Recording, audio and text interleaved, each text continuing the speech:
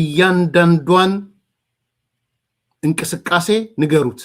ጀነራል ጉሽ የተቃወምከው ከሻቢያ ጋር ያለ ግንኙነት ነው አይደል? ምንድነው ስላወክ ነው?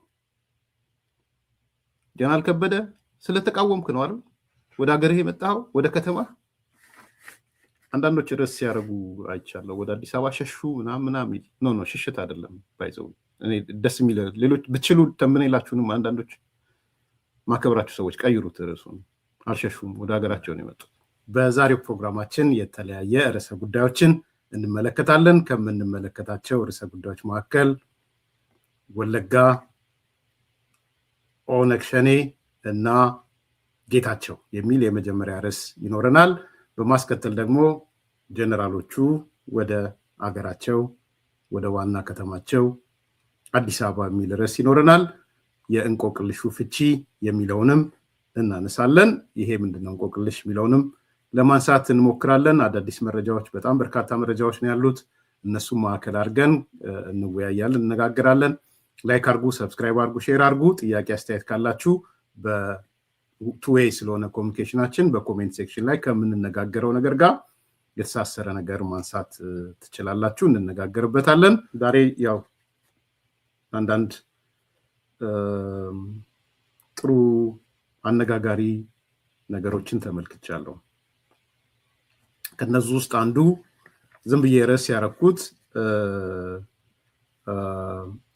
ኦሌን ትታያላችሁ፣ ሁላችሁንም ያልጠሯችሁ በሙሉ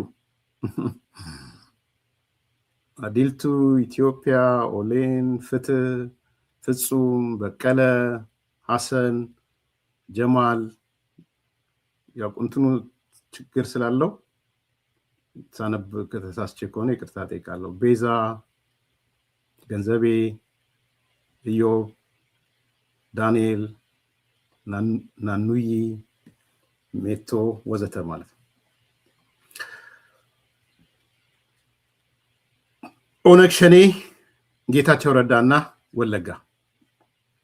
ጌታቸው ረዳን ዝም ብዬ ኮይን ያረኩት ታርጌት ያደረጉት ጌታቸውን ስለሆነ ነው እንጂ የመንግስት ባለስልጣናት በሚለው ያዙት።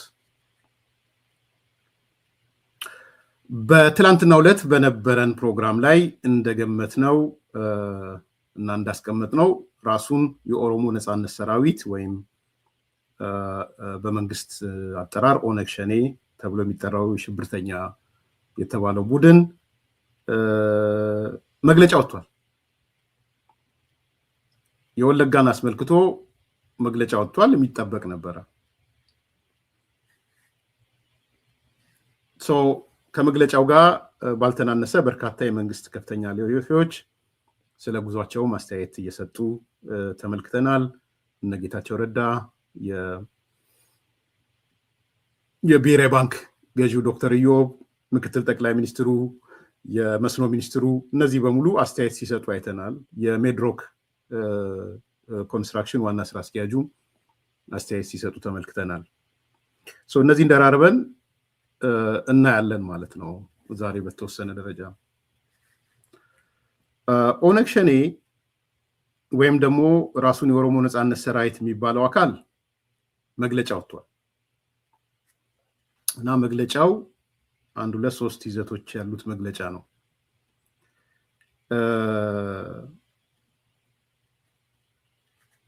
አንደኛ ምንድነው ያለው?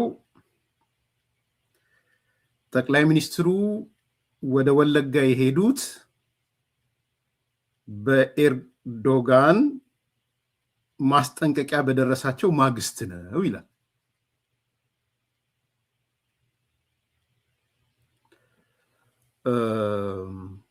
በጣም አስቂ ነው እውነት ለመናገር። በቃ ኤርዶጋን ማስጠንቀቂያ በሰጣቸው ማግስት ወደ ወለጋ ሄዱ።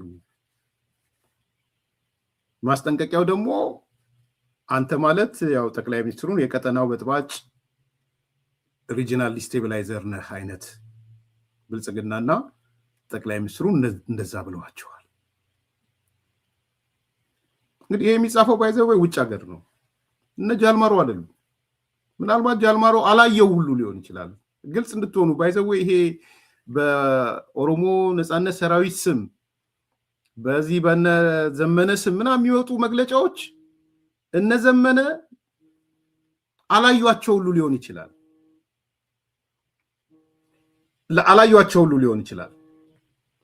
ተረዳችሁኝ?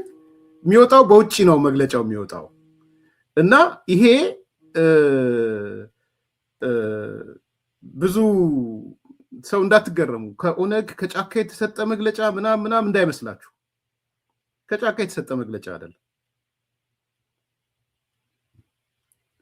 ያንን ልነግራችሁ ብዬ ነው። እዚህ ምናልባት ቀጥር ብትሉኝ ዶክተር ጸጋዬ አራርሳ ነው የጻፈው። አሰራሩን ስለምናውቀው ማለት ነው። እዚህ ውጭ ሀገርም እነ ሻለቃ ኤክስ እነ ምናምን እነ ሌሎች አሉ አምባሳደር ምናምን ይባሉ ስማቸው አምባሳደር ምናምን የተባሉ የመሰረቱት አሉ። ሰው ብሪል አምባሳደር አይደሉም። ሰውየው ግን አምባሳደር ከሌ እያሏቸው ነው የሚያነሱት። ከነ ሻለቃ ዳዊት ጋር ያሉት ሰውየው አምባሳደር አይደሉም። እስቲ አምባሳደር የት ሀገር በምን ቦታ አምባሳደር ቢሉ አይናገሩም። ዲፕሎማት ነበሩ። ዲፕሎማት ሁሉ አምባሳደር አይደሉም።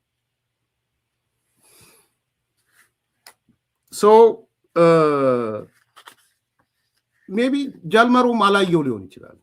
እኔ ጠረጥራለሁ፣ ያየውም አይመስለኝም። ያም ሆነ ግን በቃ በኦነግ ሸኔ ስም ከአውስትራሊያ፣ ከአውሮፓ፣ ከአሜሪካ መግለጫ ይወጣል። ይሄ የታወቀ ነው። በቃ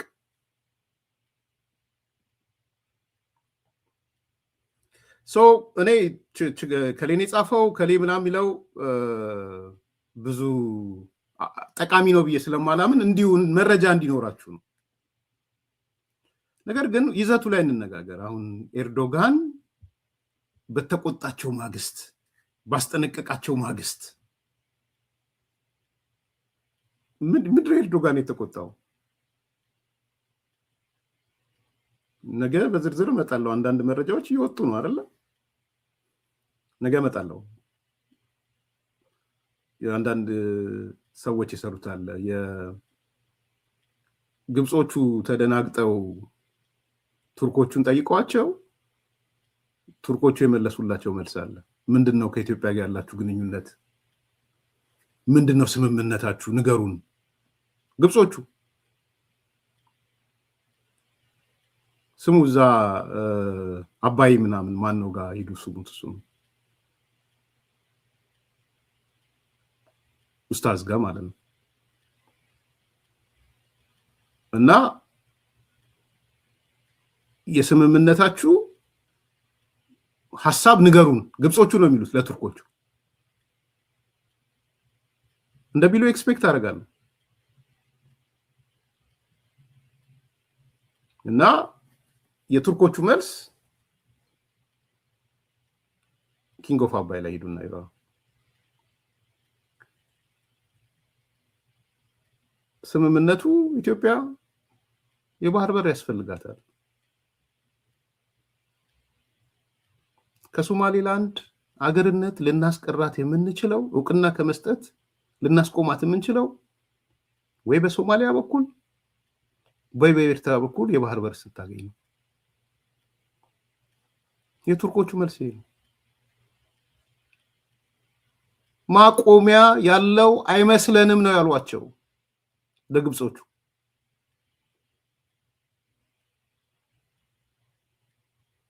እዚህ መጥቶስ ኢትዮጵያን ተቆጥቶ ምናምን ይለዋል ማለት እንግዲህ ሌሎቹ ኔሬት ስላደረጉ በቃ በስላሽ ነው ያስገቡት።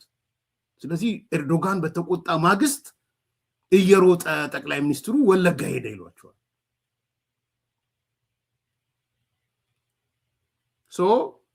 ግብጾቹ ሲጠይቁት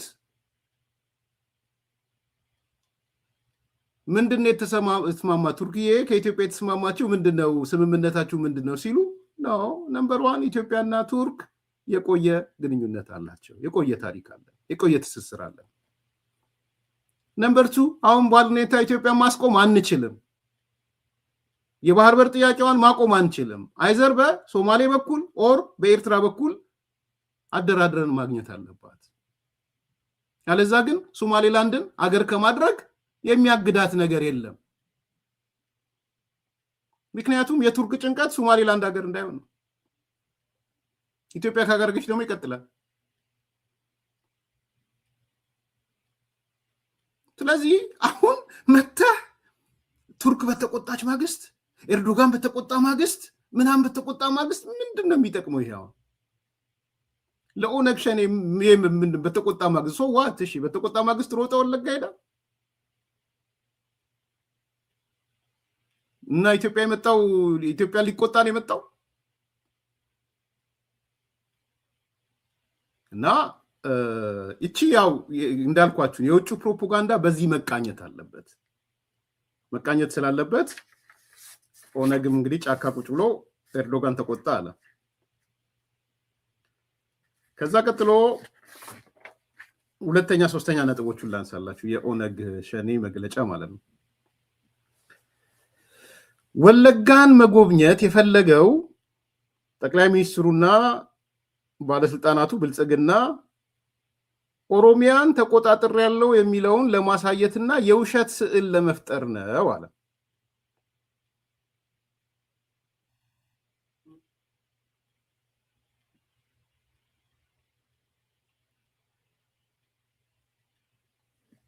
በተጨናነቀ ጥበቃ በተጨናነቀ በሄሊኮፕተር ጉዞ ምናምን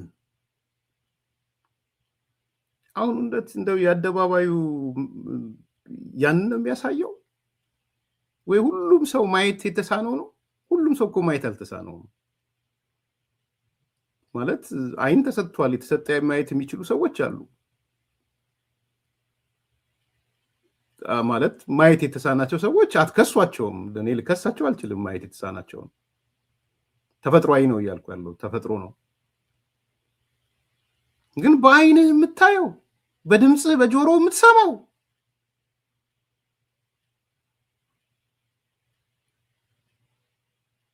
አሁን ይሄ በሄሊኮፕተር የተጨናነቀ በአይሮፕላን የተጨናነቀ ሃይሊ ሴኪሪቲ በጣም የተጨናነቀበት ነው ያየነው ነገር። እንደዚህ ነው መግለጫቸው። ከዛ የአንዳርጋቸው ልጆች እነግራቸዋለሁ ምን እንዳሉ። ከዛ የጌታቸው አሰፋ ልጆች እነግራቸዋለሁ ምን እንዳሉ። ሂዱ ዜናቸውን የማታውን ይዩት። ሃይሊ ሴኪርድ ሆነ እንዲሆነ ብሎ ማለት ነው።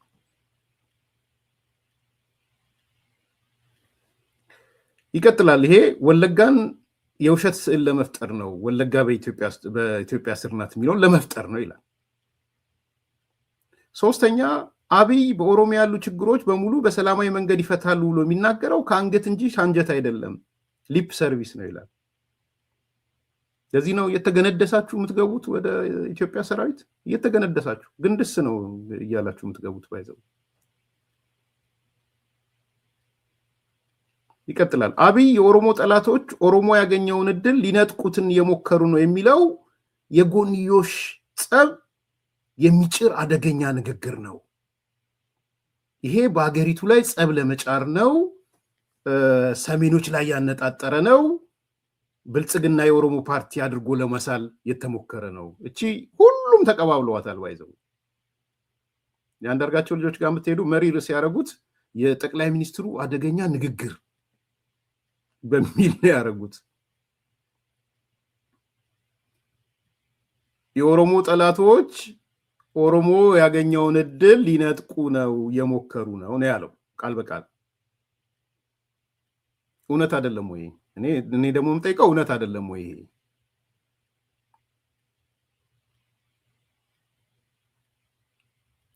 እዚህ ኦሮሞ ያገኘውን እድል ካልክ ሶማሌ ክልል ሄዶ የተናገረውን ስለምን አታመጣውም?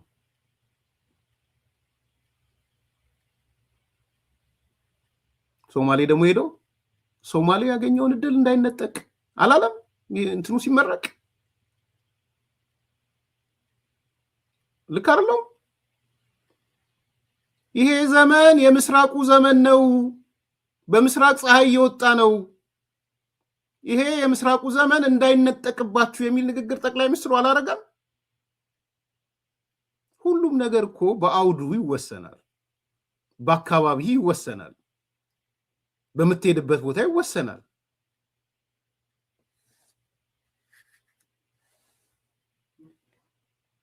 አሁን እቺ በቃ አስደነገጠን። አይ ነው እኔ እንትኑን ነግራችኋለሁ ዝርዝሩ ለምን እንደሆነ ዛሬ አቶ ጀዋርም ዘለቅ ያለ ነገር ጽፏል። ይሄንኑ የሚያብራራ ዛሬ እንኳን በእንግሊዝኛ ስለጻፈ የራሱ ነው ብዬ አምናለሁ። ግን ይኸው ሄደና ወለጋ ላይ ጠቅላይ ሚኒስትሩ የኦሮሞ ጠላቶች ኦሮሞ ያገኘውን እድል ሊነጥቁት እየሞከሩ ነው አለ። አደገኛ ንግግር ነው ይሄ። አዎ እንደ ቆማችሁበት ቦታ ይወሰናል። ባይዘው ምናልባት እኔ እነሱ ቦታም በሆን እንደዚህ ብዬ ተርጉሜ ነበር ፕሮግራም ሰራው ግልጽ እንድትሆኑ። ለዚህ ነው ሁሉ ነገር የቆማችሁበት ቦታን መሰረት ያደርጋል እምላችሁ። ለዛ ነው የት ጋር ነው የቆምከው የሚለው መሰረት ያደርጋል እንጂ ይሄ ንግግር ምንድነው ነውሩ? አሁን እነሱም እንደሚሉት የጀዋርን እንመጣላችኋለሁ። ይኸው ኦሮሞን ኮርነር ለማድረግ የኦሮሞ መንግስት ነው ለማስባል ኦሮሞ ሰሜኖቹ እንዲናደዱ ሰሜኖቹ እንዲነሱ ምናምን። ጀዋር እንደውም ኤርትራን ሁሉ ይጨምራል። ኤርትራኖችን ለማሳበድ ነው ይለናል። አማራዎቹን ለማስቆጣት ነው፣ ተጋሮቹን ለማስቆጣት ነው። እሺ ሶማሌ ክልል ሄዶ ጠቅላይ ሚኒስትሩ እነዛን ማዳበሪያ ፋብሪካዎች፣ የነዳጅ ማጣሪያዎች፣ የእንትን ነዳጅ አልኩኝ ከነዳጅ ጋር የተያያዙ ነገሮች ሲመጡ ሎጆቹ ሲመረቁ ይሄ ዘመን የሶማሌ ዘመን ነው፣ ፀሐይ እየወጣ ነው በምስራቅ፣ ይህንን ፀሐይ አታስጠልቁ ሲል ለምንድን ነው ሶማሌን በኦሮሞ ላይ ሊያስነሳ ነው ለምን አላላችሁት? ሶማሌን በአማራ ላይ ሊያስነሳ ነው ለምን አላላችሁት? ሶማሌውን በኤርትራ ምን አገባት? ምን አገባት ኤርትራ? አሁን አቶ ጀዋር ያው ኦፍኮርስ ሀፍ ነው ይታወቃል። ግማሽ ኤርትራ ቃል አቀባይ ነው እሱ ይጻፍ ኤርትራ ብሎ ምን አገባው ኤርትራ በኦሮሞ እንትን።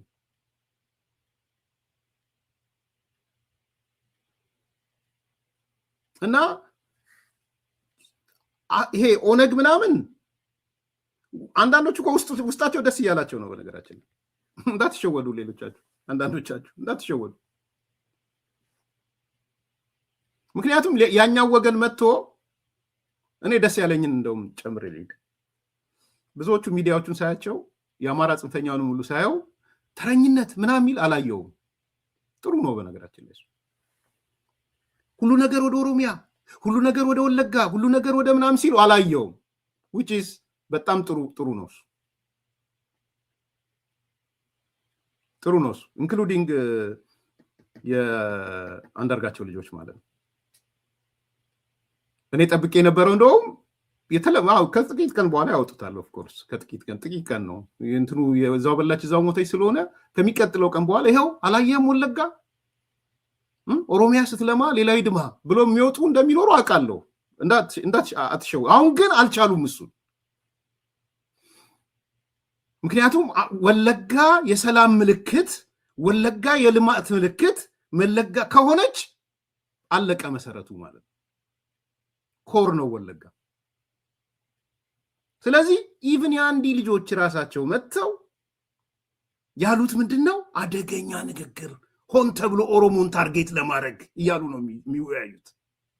ያልተጠቀመውን ኦሮሞ እንደተጠቀመ ለማስመሰል። ጥሩ ነው እንደሱ ማለታችሁ አይዘው ጥሩ ነው። እንዳትገለበጡ ግን ነገር ተረኝነት ምናምን እያላችሁ እንዳትገለበጡ።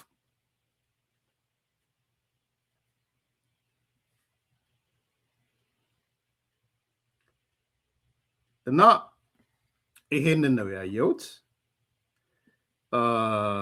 በዚህ ላይ እንግዲህ ቅድም ያልኩት እና አቶ ጀዋር ያነሱታል።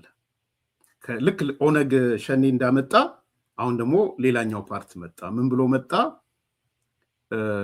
the Wolaga tour and the politics of manufactured support ብሎ መጡ።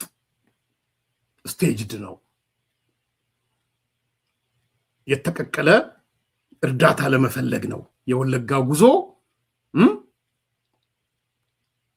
ድጋፍ ለማሰባሰብ ነው፣ ድጋፍ ለመቀፍቀፍ ነው ብለው መጡ።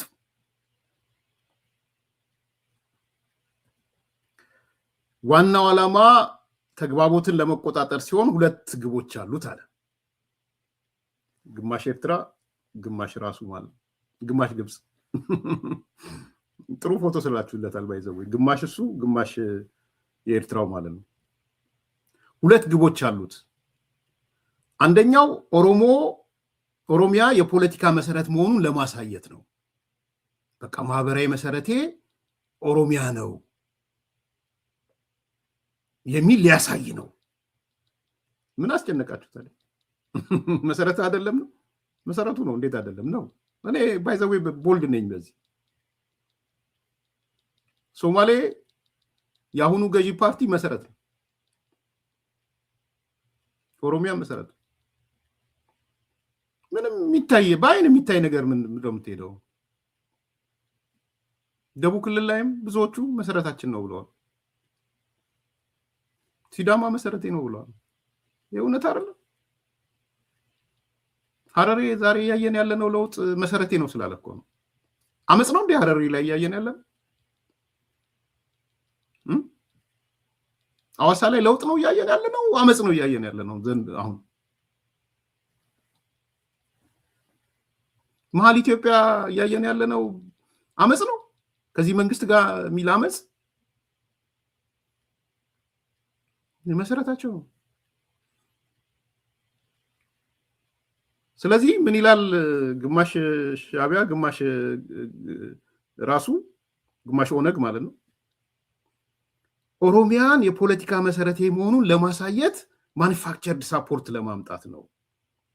ለጦርነት አጀንዳው የኦሮሚያን ህዝብ አንድ ላይ ለማሰባሰብ ነው።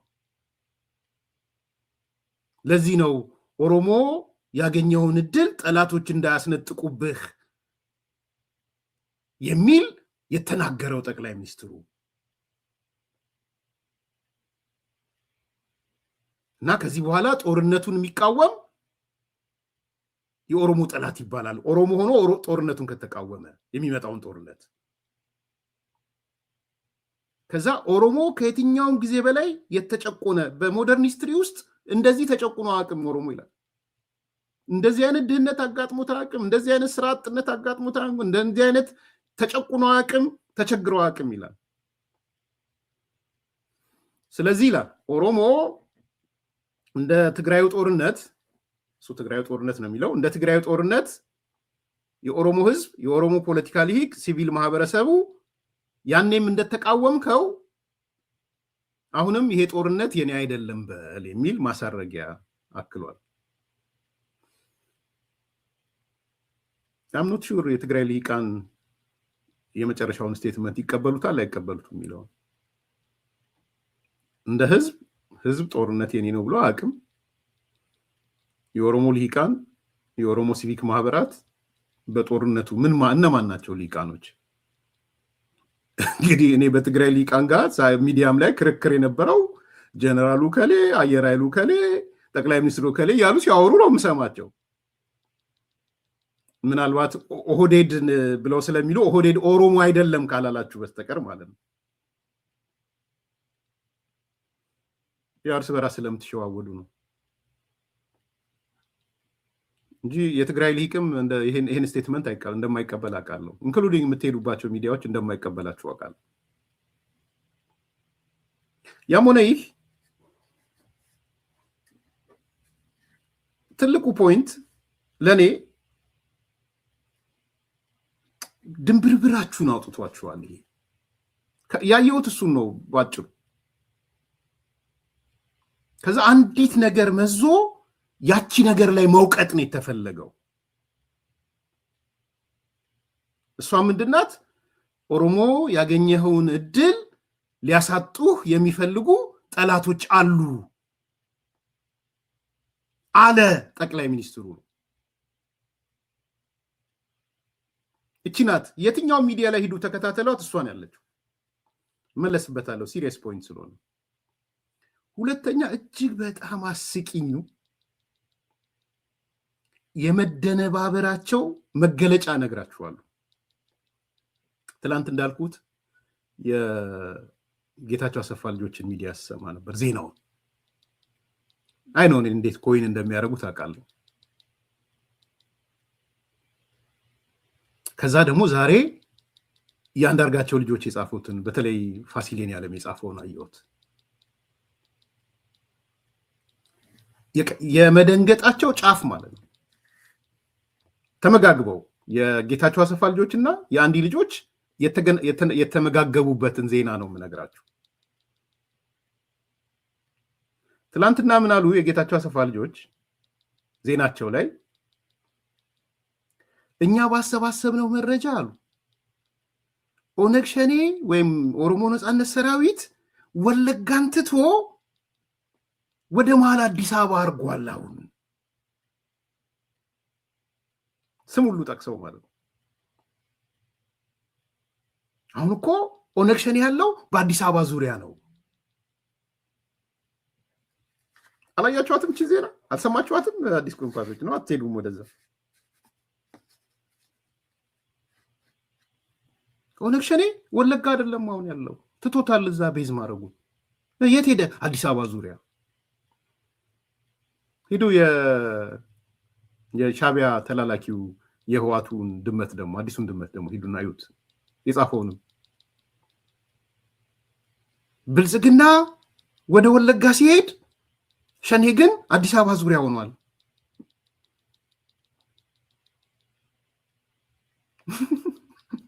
አላት ሽንፈትን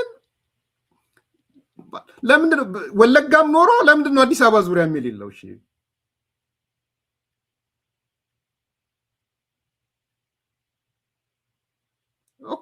ማለት ቤዙን ትቶ መሰረቱን ትቶ መጣ አዲስ አበባ ዙሪያ። ይኸው እኔ የሄዳችሁ ስሙ ብያችኋል እኮ እኔ ጌታቸው አሰፋ ስል ማን ሚዲያ እንደጠቀስኩ ታውቃላችሁ። ሂዱ፣ ስም መጥቀስ አልፈልግም፣ ታውቃላችሁ። የአዲሱ ድመትም ታውቁታላችሁ። የሻቢያው ኢሳያስ ግሬ ደቀማ ብልጽግና ወለጋ ሲሄድ ሸኔ ግን በአዲስ አበባ ዙሪያ መጣ።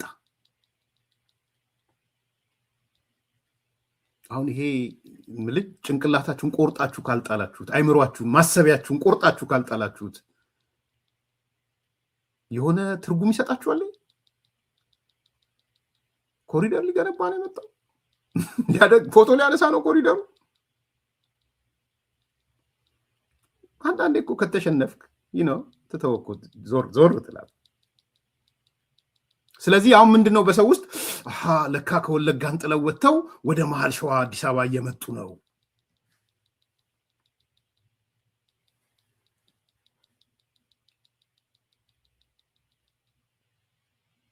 እንዲባልላችሁ ነው። ዘን ላንብብላችሁ የፋሲል ልዩ ምልክት ስለሆነ ያው የአንዲ ልጆች ልዩ ምልክት እሱ ነው አንዱ አይደል አቅጣጫ የሚሰጣቸው። ምን አለ መሰላችሁ ዛሬ ትላንት የኦሮሞ ነጻነት ሰራዊት ኮንግራቹሌሽን ባይዘው የኦሮሞ ነጻነት ሰራዊት ማለት በመጀመሪያ ስለማቅ ማለት ነው። ትላንት የኦሮሞ ነጻነት ሰራዊት ከአዲስ አበባ 31 ኪሎ ሜትር ቡራዮ ሰኞ ገበያ ላይ ጥቃት ፈጸመ። በርካታ ሚሊሻዎችንም ገደለ። ፋሲሌን ያለም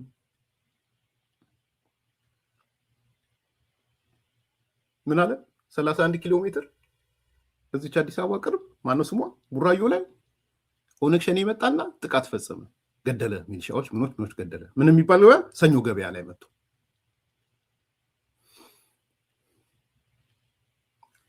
ማይንድ ሴት እኛ ያው ታውቃላችሁ አዲስ ኮምፓስ የሚሰራው የእነሱን ፖስት ትሩዝ እየፈለፈለ እያወጣ እውነተኛውን ነገር ማሳየት ነው። እስከ መጨረሻ ጫፍ ነው የምንሄደው እያቸዋል።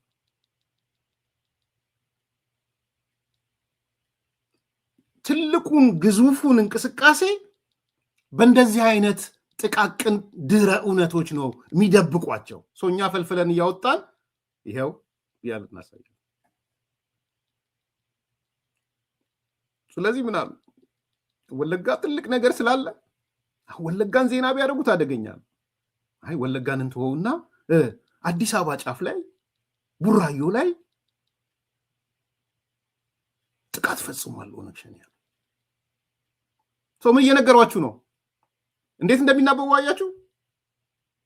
የሻቢያ አዲሱ ድመት፣ የጌታቸው አሰፋ ልጆች፣ የአንዲ ልጆች፣ ጽንፈኛው ደሶኮል ኢትዮጵያኒስት በሚል ሽፋን ልብጥ ማንነት ያለው ማለት ነው። ሶስቱም ተናበዋል። ዜናው ተናቧል፣ ስቴትመንቱ ተናቧል፣ የዛሬው ዜናም ተናቧል። ሶስቱም ግን ድህረ እውነቶች ናቸው። ፖስት ትሩዝ ነው። ለምን? የወለጋውን ተከትሎ የመጡ ዜናዎች ናቸው። ሰዎች ምን ብለው እንዲያስቡ ወለጋን ጥለው ለካ ኦኬ ወደ አዲስ አበባ አካባቢ መጥተዋል፣ እነዚህ ሰዎች ጥሩ ስራ እየሰሩ ነው እንዲሉ ማለት ነው።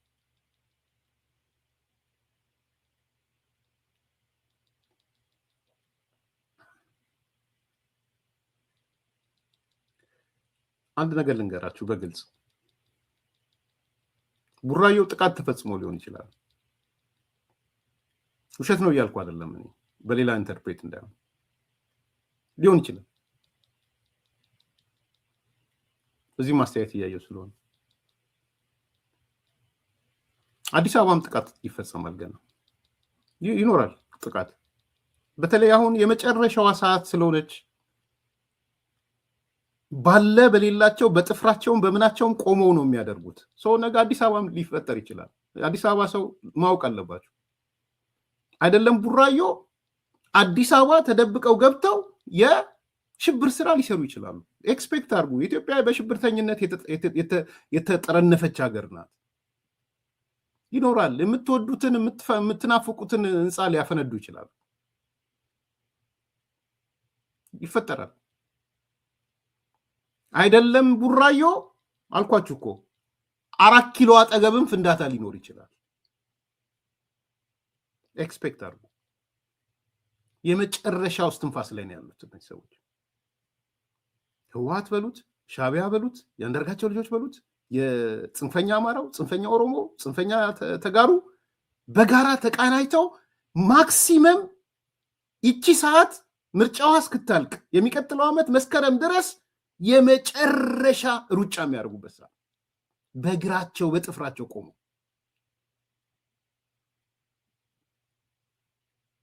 ስለዚህ አይደለም ቡራዮ አዲስ አበባ ጥቃት ሊፈጸም ይችላል። እዚህ ጋር ኤርሚያስ ምን እያልክ ነው? በኦሮሞ ዞኖች የሉም ወይ? ሆነ አሉ። በሁሉም እንዴት አይኖሩም? 3-4 ይኖራሉ በየቦታው።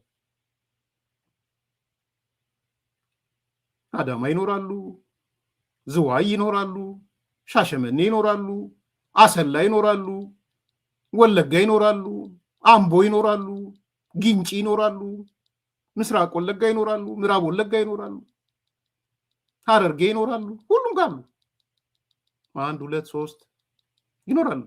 እያልክ ነው ወይ ላልከው ሰውዬ መዋቅራዊ መንግስታዊ ለውጥ ያመጣሉ ወይ ነው ጥያቄው እንጂ ሽብርተኛማ ኢትዮጵያ የሽብርተኝነት አደጋ አለባት። ስለዚህ ነው እኮ ከቱርክ ጋር የተፈራረመችው የጸረ ሽብርተኝነት ስምምነት ያደረገችው ከቱርክ ጋር። ለዛ ነው እኮ ከአሜሪካ እኮ የጸረ ሽብርተኛ ስምምነት ያደረገችው ለዛ የሽብርተኛ ተጠቂ ሀገር እኮ ስለሆነች ነው። ከኬንያ ጋር እኮ ስምምነት ያደረገችው ለዛ ነው። ከኬንያ በሉ ከአሜሪካ በሉ ከአውሮፓዎቹ ጋር በሉ አንዳንዶቹ ጋር የቅርብ ጊዜው የቱርኩን የትላንትናው ቱርክን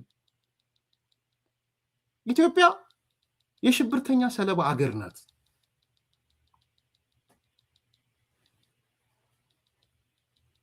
መቼም ቢሆን ኢትዮጵያ ውስጥ ሽብርተኝነት አይጠፋም። አውሮፓም አይጠፋም እንኳን ኢትዮጵያ፣ አሜሪካም አይጠፋም እንኳን ኢትዮጵያ። ስንትና ስንት በቴክኖሎጂ የዳደረ ሀገር ሽብርተኝነት አይጠፋም። ዋነኛ ስጋታቸው እኮ ነው ሽብርተኝነት። ስለዚህ ቡራዮ ቢፈጸም አይገርመኝም። ቢፈጸም አላቅም፣ ይፈጸም አይፈጸም አላቅም። በነገራችን እና አልተፈጸመም ወይ የሚል ጥያቄ ስላየው ነው። አላቅም ቢፈጸም አይፈጸም። ቢፈጸምም አይገርመኝም ነው ያልኳቸው ያለሁት። መንግስታዊ አደጋ ግን አይደለም። መንግስት የመቀየር ቁመና የለውም። ሂቴንድራን ነው። አጥፍቶ መጥፋት መንግስት ቀይሮ ያውቃል? እንደ ይሁን ተውት ወንድሜ፣ በሬ ወለደ አይደለም እንበል፣ ግድ የለም ቱ ዘ ማክሲመም እንመናቸው፣ በሬ ወለደ አይደለም በቃ እንበላቸው። እሺ ይሁን። አሁን እዚህ ላይ እንደሚያነሱት አንዳንዶቹ ማለት ነው፣ ኧረ ግድ የለህም እዚህ ቦታ እኮ እንዲህ ያለ አዎ አለ። ኦነግ ሸኔ እኮ እዚህ ጋር አለ በደንብ አለ። እንዴት አይኖርም? አስተሳሰብ አመለካከት እኮ ነው። ኦሮሚያ አገር ትሁን የሚል ህልምና ቅዠት ያለው 1% ይኖራል ከ100% ውስጥ 1% ወይም 0.1% ይኖራል። አገርን በግድ መሆን ኦሮሚያ የምትባል ሀገር መፈጠር አለባት ብሎ የሚያምን ከአጠቃላይ ኦሮሞ ውስጥ 0.1% ይኖራል። ያ ደግሞ በኃይል ነው የሚለው። ቢኮዝ የኦሮሞ ህዝብ ከኢትዮጵያ የሚነጠልበት ነገር እንደሌለ ስላወቀ በጉልበት ነው የሚሰራው። አሰላም ላይ ይኖራል፣ ዝዋይም ይኖራል፣ አዳማም ይኖራል፣ አዲስ አበባም ይኖራል። ይሄ አይነት ሰው ግን ትልቁ ፒክቸር ምንድን ነው? ትልቁ ምስል ምንድን ነው? ወለጋ ላይ ያዩት ነገር አስደነገጣቸው። ስለዚህ ስቶሪ ክሬት ማድረግ አለባቸው። ስቶሪ ክሬት ሲያደርጉ ግን ምን ማድረግ ነው ያለባቸው? የሚታይ ስለሆነ አይ ከወለጋ ወጥቶ እኮ ወደ አዲስ አበባ ዙሪያ መጥቷል፣ እንደውም ዛሬ ፍንዳታ ፈጽሟል፣ ሚሊሻ ገሏል፣ የንግድ ቦታ ምንድን ያለው ሰኞ ገበያ ላይ ገብቶ አንደኛ እኮ ክሪሚናላይዝ እያደረጋቸው እነዚህ ሰዎች ሰኞ ገበያ ላይ ገብተው ገበያ ቦታ ላይ ኦነግ ሸኔ ገብቶ እሱ የኦሮሞ ነጻነት ሰራዊት ገደለ ነው የሚለው። አት ዘ ሴም ታይም የኦሮሞ ነጻነት ሰራዊትን ወንጀለኛ ያደረገው ነው። በነገራችን ላይ ፋሲል ልክ ነው። እንደዛ ድሮም እንደዛ እንደሚያደርግ አውቃለሁ። ስለዚህ እኔ ትርክታቸውን ነው እየነገርኳችሁ ያለሁት።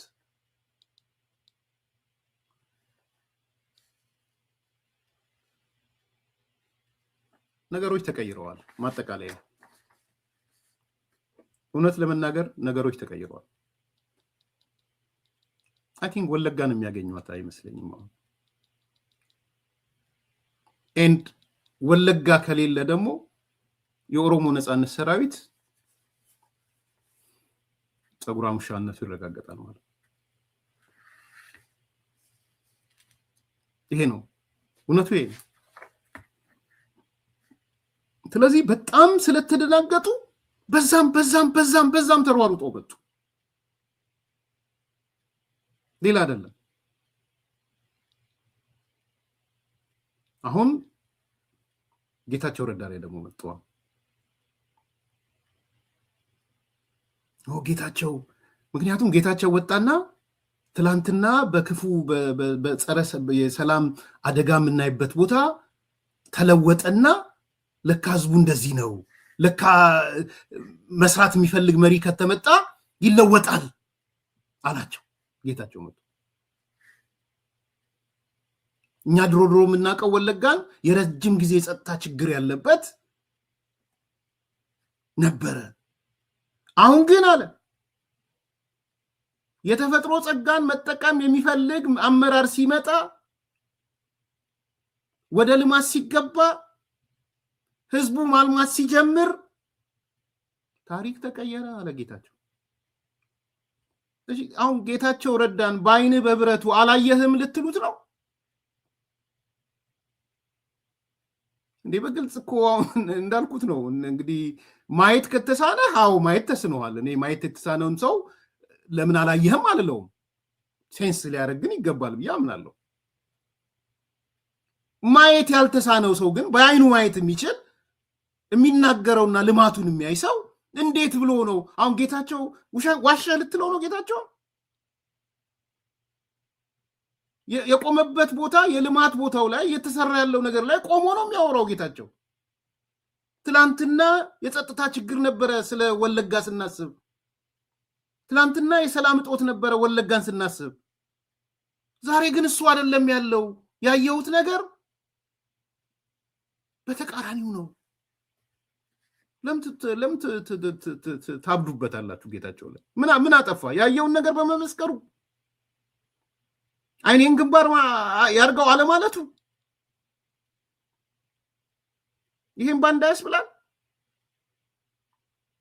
ደግሞ መርጣችሁ ጌታቸው ብቻ ለምን መርጣችሁ ጌታቸው ላይ?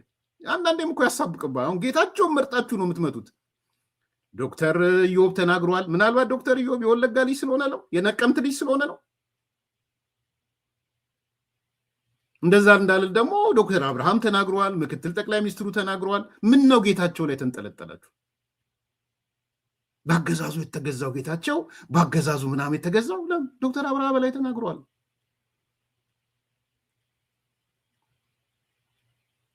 እና ቃልቆባችኋል እኔ ከምር አንዳንዴ እውነቱን መጋፈጥ እንኳንም እኔ እውነቴን ነው የምላችሁ እንኳንም የፖለቲካ ስልጣን ፈላጊ አልሆንኩኝም ይሄንን መንግስት ተግደርድሬ የሆነ ተጠልጥየው የመንግስት ስልጣን ይይዛለሁ በጣም ከባድ ወቅት ነው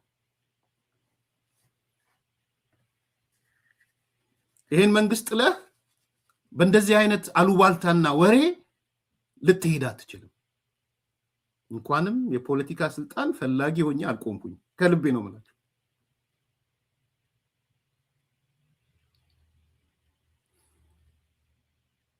ይታያል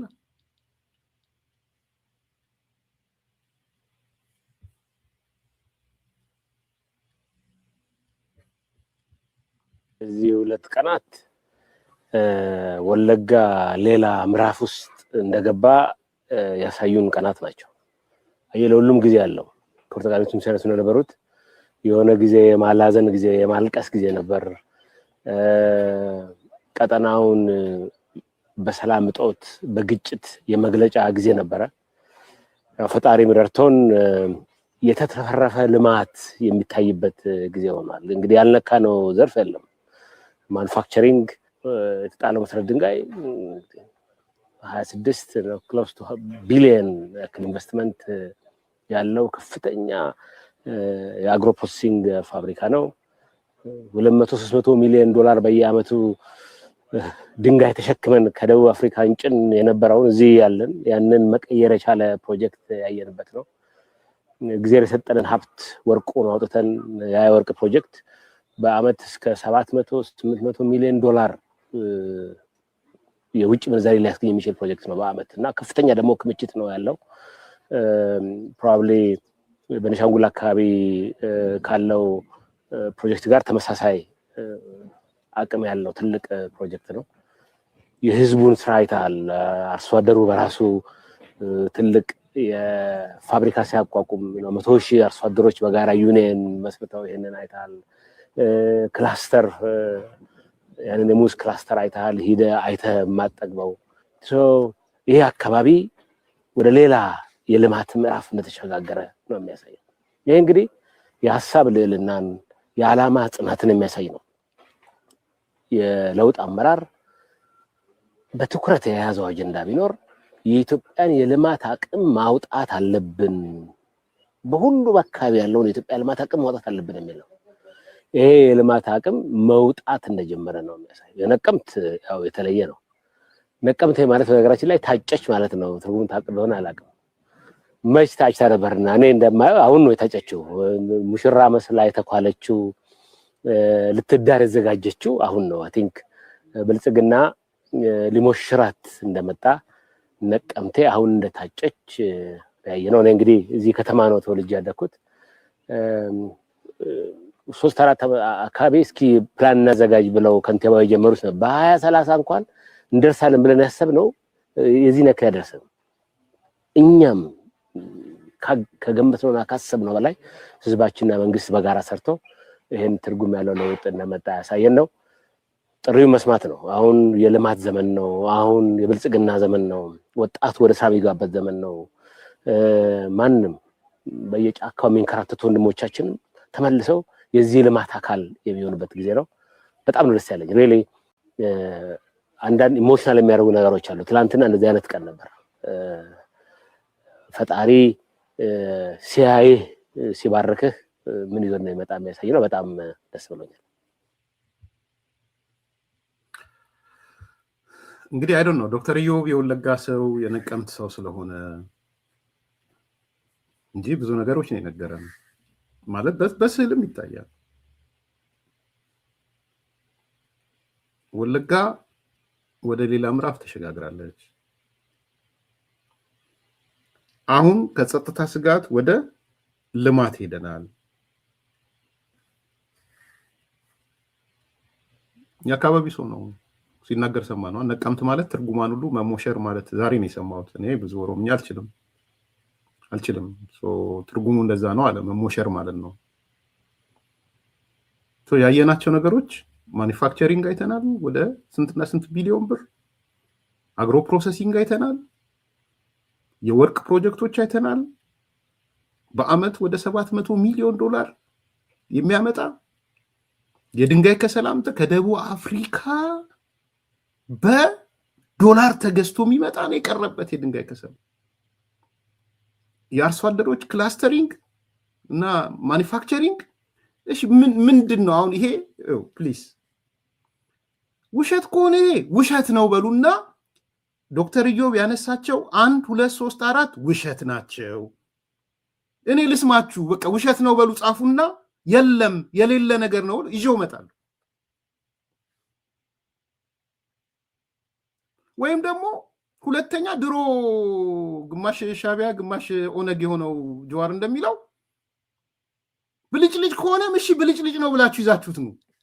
ማኒፋክቸሪንግ ብልጭልጭ ነው፣ የድንጋይ ከሰሉ ብልጭልጭ ነው፣ የወርቅ ማዕድኑ ብልጭልጭ ነው፣ የዱቄት ፋብሪካው አርሶ አደሮቹ የህብረት ስራ ማህበር ፈጥረው የዱቄት ፋብሪካ መስራታቸው ብልጭልጭ ነው። የቱ ጋ ነው ስህተት? የቱ ጋ ነው ጥፋት? የቱ ጋ ነው ትክክል ያለው ነው? 50% መንግስት የሚወድቀው በኢኮኖሚ ነው አይደለ ሲለን የከረመው። አሁን ኤምሬት የሚለን ሰውዬ በኢኮኖሚ መውደቅ ከሆነ ይሄ ኢኮኖሚ እንቅስቃሴዎች ናቸው። ለዚህ ነው ቄሮ ተነስ ተቀመጥ ተኛ ብትለው የለም ያልኳችሁ። ለዚህ ትራንስፎርም አድርጓል ያልኳችሁ ለዛ ነው። የወለጋ ቄሮ አታገኘውም። የወለጋ ቄሮና ቀሪት ማኒፋክቸሪንግ ጋር ነው ያሉት። የወለጋ ቄሮና ቀሪት የወርቅ ፕሮጀክቱ ጋር ነው ያሉት። የወለጋ ቄሮና ቀሪት የድንጋይ ከሰል ምርቱ ጋር ነው ያሉት።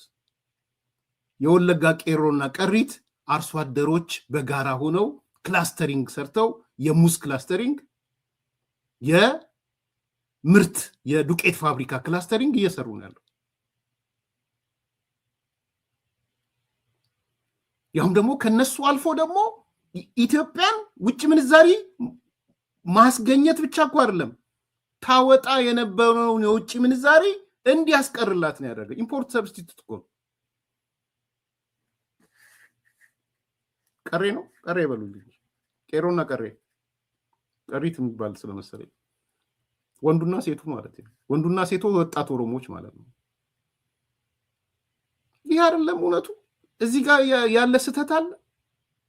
ልክ ናቸው እነ ጃልመሮ እነ ዶክተር ጸጋዬ አራርሳ እነ ጨዋር ማህበራዊ መሰረታቸውን እያጡ ነው። እውነት ነው። ቢያብዱ ቢጮሁ መጨረሻ ሄደው እዛ ስለሚገቡ አሁን ቴክኒካሊ ነው ኢትዮጵያ የሚሉት ኤርትራ የሚሉት ምናምን እንጂ መጨረሻቸው ሄዶ በኤርተኝነት ነው። ግን እዚህ ከስሩ እየተገዘገዘ እየተናደባቸው እና ይሄ የተሰራው ነገር ይኸውላችሁ ልትከራከሩ ከሆነ ውሸት ነው፣ ትንሽ ነው፣ ቱሊትል ቱሌት በቂ አይደለም፣ ጅማሮ ልክ አይደለም፣ የተሳሳተ ፖሊሲ ነው፣ መንግስት እየሄደበት ያለው አቅጣጫ የህብረተሰቡን የልማት አቅም የሚያዳብር አይደለም። እንደሱ በሉና ኑ ከና እንከራከር። ካሳመናችሁኝ እኔ ያው ይሄ የሚሰራው ነገር የህብረተሰብን ጥቅም ያከለ ያደረገ አይደለም ብዬ እመጣለሁ።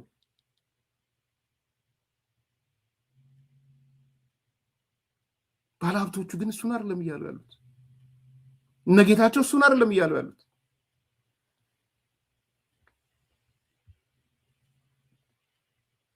ክቡር ጠቅላይ ሚኒስትር ዶክተር አብይ አህመድ፣ ክቡር ምክትል ጠቅላይ ሚኒስትር ተመስገን ጥሩነህ፣ ክቡር የኦሮሚያ ክልል ፕሬዝዳንት አቶ ሽመልስ አብዲሳ፣ ክቡራን ሚኒስትሮች፣ ክቡራን የወለጋ አካባቢ የአርጆ አካባቢ የሀገር ሽማግሌዎች፣ የሃይማኖት አባቶች፣ የዚህ ማህበረሰብ አባላት በዛሬው ዕለት በአይነቱ ልዩ የሆነውን በሀገራችን በካፓሲቲውም ትልቁ የሆነውን የድንጋይ ከሰል ማምረቻ ፋብሪካ ገንብተን ጨርሰን አምርተን ለማስመረቅ በመብቃታችን በገገመደኒ እንኳን ደስ አለ። ክቡር ጠቅላይ ሚኒስትር፣ እርስዎ ወደ ስልጣን ከመጡ በኋላ ኢትዮጵያ ውስጥ ኢንቨስት የሚያደርጉ ባለሀብቶች ካገኙ ትልቅ ትሩፋቶች መካከል የሀገር ውስጥ ምርትን በማሳደግ ኢምፖርት ሰብስቲዩት ለማድረግ የተሻለ ፖሊሲ ተቀርጾ ይሄንን ለመስራት የመንግስት ማበረታቻዎች ተሰርተው ወደ ስራ እንድንገባ በመደረጉ እኛም ወደዚህ ስራ ገብተን ሀገራችን በውጭ ምንዛሪ ከደቡብ አፍሪካ፣ ከአውስትራሊያ በኢትዮጵያ መንግስት ኢምፖርት ይደረግ የነበረውን ምርት ምንም አይነት የውጭ ኬሚካል ወይም የውጭ ጥሬ ዕቃ ሳንጠቀም ሀገራችን ባላት የተፈጥሮ ሀብት ብቻ አጥበን ፕሮሰስ አድርገን የምናመርተው ሌሎች ፋብሪካዎች ደግሞ ይሄን ተጠቅመው ምርት የሚያመርቱበት ፕሮጀክት ስለሆነ ይሄ ፕሮጀክት የተለየ ነው። የኛ ፋብሪካ ቤኔፊሽን ፕላንት የሚሉት ነው። አገሪቱ ውስጥ ከዚህ በፊት ከተመረቁትም የተለየ ነው። በሰዓት 200 ቶን ማምረት ይችላል። ከዛ በተለየ ግን በአመራረት ጥራቱ ልዩ ያደርገዋል። እኛ ይህን ፋብሪካ ስንገዛ የዚህ አካባቢን የካማሺን ሮ አለት ቱርክ ልከን አስጠንተን ዲዛይን አስደርገን የመጣ ነው። በዚህም መሰረት ገና የኮል አለቱ እንደመጣ ራሱ ሰፐሬት የሚያደርገው ግሬድ የሚያደርግበት ሲስተም አለው። ከዛ ባለፈ ደግሞ ዴንሲቲ ሰፓሬተር በሚባል ጥራት ያለውን ለብቻ ለይቶ ፕሮሰስ ያደርጋል፣ ጥራት የሌለውን ለብቻ ያደርጋል። በዚህ ጥራት መለኪያ መሰረት የድንጋይ ከሰል ግዢ ሲከናወን ከሚፈለጉት ፓራሜተሮች ትልቁ ካሎሪ ቫሊዩ የሚባለው ነው። ብዙ ጊዜ ከደቡብ አፍሪካ ይመጣ የነበረውን ዳታ አይተነዋል። 5300 5400 ነው። ይሄ ፋብሪካ ከ6600 ድረስ ካሎሪ ቫሊዩ ያለው የድንጋይ ከሰል ያመርታል። ሌሎች በጣም በደቃቅ የምናመርታቸው እነዚህ ሃይ ኳሊቲ ከሰሎች ደግሞ ለእንደ ወረቀት ፋብሪካ አይነት ለቦይለሮች የሚያገለግሉ ሆነዋል። ለትልልቆቹ የሲሚንቶ ፋብሪካዎች ለደርባ፣ ለለሚ ማቅረብ ጀምረናል። ለሀበሻ በሁሉ ነገር ተስማምተን ኮንትራት ፊርማ ቀርቶናል፣ እናደርጋለን። እነዚህ ማለት ሀገሪቱ ውስጥ ካሉት ከ4 እና 5 ትልልቅ ሲሚንቶ ፋብሪካዎች ለ3ቱ ተደራሽ ሆነናል ማለት ነው። ስለዚህ ይህ ፋብሪካ የውጭ ምንዛሪ በማስገኘት ረገድ ጥራት ያለው ምርት በማድረግ የተረካቢዎቹ የሲሚንቶ ፋብሪካዎችን የቦይለር የፋብሪካ ህይወት ከማስረዘም ረገድ ትልቅ አስተዋጽኦ አለው። ሌላው ሚድሮክ በየቦታው ትልልቅ ኢንቨስትመንቶች አሉን። ነገር ግን በዚህ በወለጋ አካባቢ ምንም አልነበርንም። በቅርቡ ከክቡር ኦቦ ሽመልስ አብዲሳ ጠያቂነት በቡኖ በደሌ አካባቢ ለሚለማው ሻሂ ልማት በጋራ የምንሰራቸው ፕሮጀክት ቀርጸን እየሰራን ነው። ይሄ በር ከፍቶ ያስገባን ፕሮጀክት ነው። ይህንን ተከትለን ሌሎች ፕሮጀክቶች ቀርጸን እየገባን የሀገራችንን ኢንቨስትመንት ለማሳደግ በዚህ አጋጣሚ ቃል እገባለሁ። እንኳን ደስ አለን፣ እንኳን ደስ አላችሁ።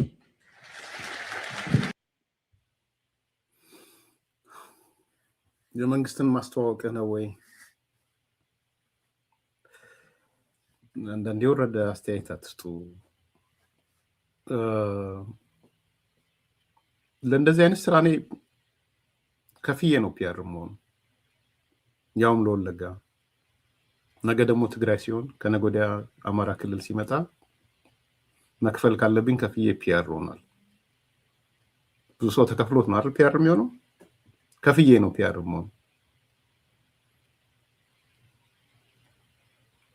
ኢትዮጵያን የሚቀይራት ይሄ ስለሆነ ማለት ሌላ ምንም ነገር የለም። ኢትዮጵያ የዴሞክራሲ ጉዞዋ እንኳን ቀድሞ የልማት ጉዞዋ መፍጠን አለበት። ሶማሌ ክልል በጥፍሬ ቆሜ የደገፍኩት የኢኮኖሚ ትራንስፎርሜሽኑ ነገ ከነገ ወዲያ የፖለቲካ ትራንስፎርሜሽን ያመጣል ብዬ ስለማምንና ስለምናገር ስለነበረ ስቀጠቀጥበት ነበር የቀረብኩት። ዴሞክራሲን አይወድም ለሶማሌ ክልል እየተባልኩ ነው አይደለም። የልማት ጉዳይ፣ የኢንፍራስትራክቸር ጉዳይ የስራ አጥነት መቅረፍ ጉዳይ የከተማ ልማት በቀደመ ቁጥር ከስር የዲሞክራሲ ጥያቄ እየተፈታ ይሄዳል። መጀመሪያ የሚጮኸው ሆድ ነው የምትሞላው መጀመሪያ። ስለዚህ እንደዚህ አይነት ስራዎች ለምን አንድ ሰው አያየኝም ባይዘው? እንደውም አሁን ደስ ያለኝ ነገር ምንድነው ለካ የኢትዮጵያ ህዝብ ቁጥሩ ቀላል ያሉ ነው። እንደዚህ አይነት ተስፋ የሚሰጥ ነገር ነው እየፈለገ ያለው ማለት ነው።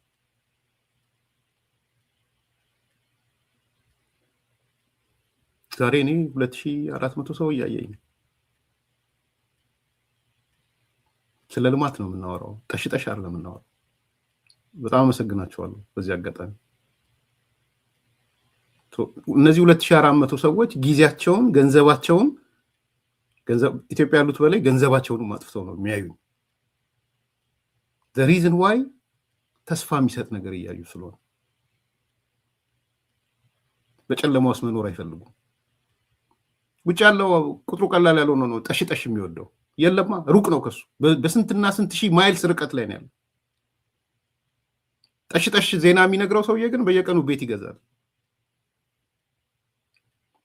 እንዳይመስላችሁ አሁን ያለው የኢኮኖሚ ሩጫ ነው ያለው።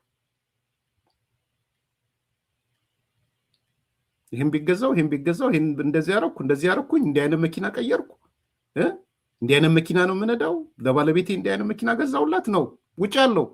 እንዳይመስላችሁ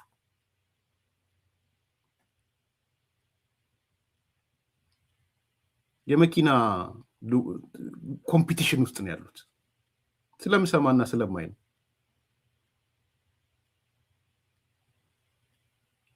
አንተ ግን እዛ እለቅ ይልሃል። ከወለጋ እኮ ጥለው ወጥተው ቡራዮ ላይ መጥተው ገበያ ቦታ ላይ ሰው እየገደሉ ነው ብሎ ዜና ይሰራል። ዞር ብለህ ስታየው ግን እሱ የኔ መኪና የእንደዚህ አይነት መኪና ያለኝ የኔ ቤት እንዲህ አይነት ቤት ነኝ እየተባባሉ ነው። በቅርብ ማቃቸው ነው የምነግራቸው። የኔ አልጋ በሪሞት ኮንትሮል የሚሰራ ነው ምናምን ይባባሉ ናቸው። ስለዚህ ለእንደዚህ አይነት ፖዚቲቭ ኒውስ አንድም ሰው ቢኖር ስፔስ እንሰጣለን። ደግነቱ ግን አንድ ሰው አይደለም ያለው። ምናልባትም ትላንትና ከሚያየው 2 እና 3 እጥፍ ነው እየመጣ ያለው።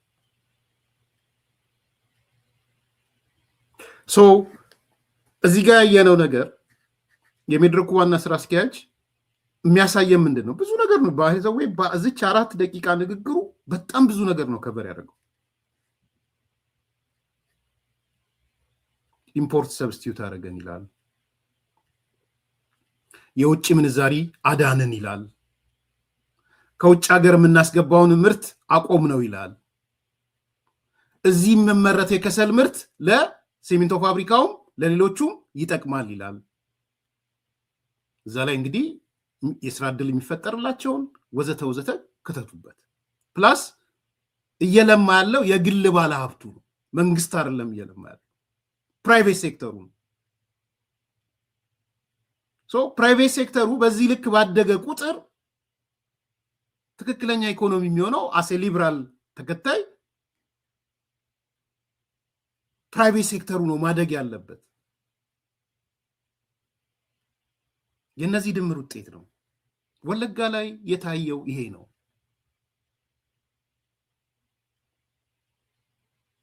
መደምደሚያውን ጌታቸውን አመጣዋል።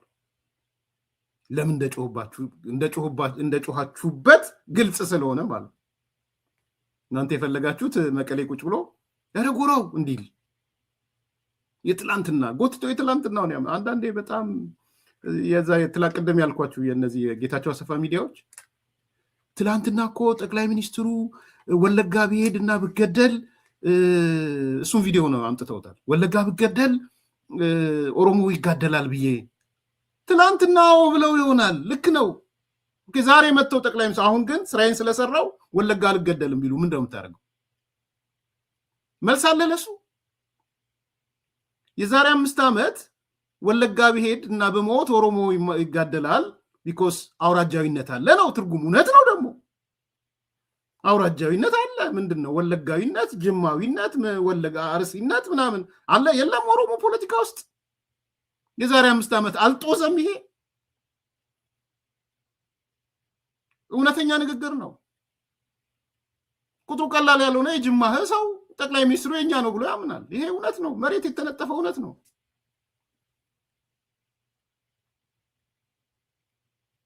ጅማና ወለጋ እንዳይጣሉብኝ አሁን ኦኬ እሱን አለ። እሺ ያኔም ስህተት ነው ይባል። ዛሬ መጥቶ ጠቅላይ ሚኒስትሩ አይ ዛሬ ግን የተሰራው ልማት ወለጋም ቢሎንግ አድርጎናል ቢል ምንድነው መልስህ? ምን ትመልሳለህ? የትላንቱን ጎትተህ አምጥተህ አሁን ጌታቸውም ላይ የሚያደርጉት እሱን እኛም ላይ የሚያደርጉት ሁሌ እሱን ነው። ትላንት እንዲህ ብለህ ትላንት እንደዚህ ኦኬ ትላንት ተለወጠ ዛሬ ሆነ። ቱርክ አያድንህም ብሎት ነበር ጌታቸው እናምጣው ቱርክ አያድንህም ሶዋት ዛሬ ደግሞ ሌላ ነው ኤንቫይሮንመንቱ። አንተ እኮ ተገትረሽ ቅሪ ስለሆንክ እና እንዳንተ ተገትረሽ ቅሪ እንድትሆን እንዳንቺ ተገትሮሽ ቅሪ እንዲሆን ሰው ይፈልጋ አይደለም። ጌታቸው ባይኑ አየ። ያየው ነገር የተለወጠ ነው። ትላንት እነሱ ሲያስተዳድሩ ወለጋ ማለት ጨለማ ነበረ። ኢቭን ላለፉት 5 ዓመት የሰማነው ወለጋ ማለት የበቃ እኔ እዚህ ቁጭ ብዬ እኮ ይዘገነኝ ነበር ስለ ወለጋ የሚነገረው ነገር። የሰው ልጅ መኖር ይችላል እንደ ወለጋ እስክል ሄጄ አውቃለሁ። እኔ ከጫካ የወደቀ ማንጎ በልቼ አውቃለሁ። 2-3 ሄጃለሁ ወለጋ አስተዳደር እየነበርኩ ጉባኤ ሁሉ ተሳትፌያለሁ። ኮንፈረንስ እንደውም እኔ እዛ አንዳንድ የበላ ይሄ ከጥሬ ስጋ እንትን የሆነ ቆጭቆጫ ነው ምናምን የሚባል ያወቅኩትም እዛ ሄጄ ነው። ባይዘው እንደው ማረሳቸውን ነገሮች ልገራችሁ ብዬ ወለጋን ሳስብ ያ ነቀምት ቆጭቆጫ ነው ምናምን የሚባል ይሄ ቅጥቅጥ የተደረገ ቃሪያ የሚያቃጥል ነገር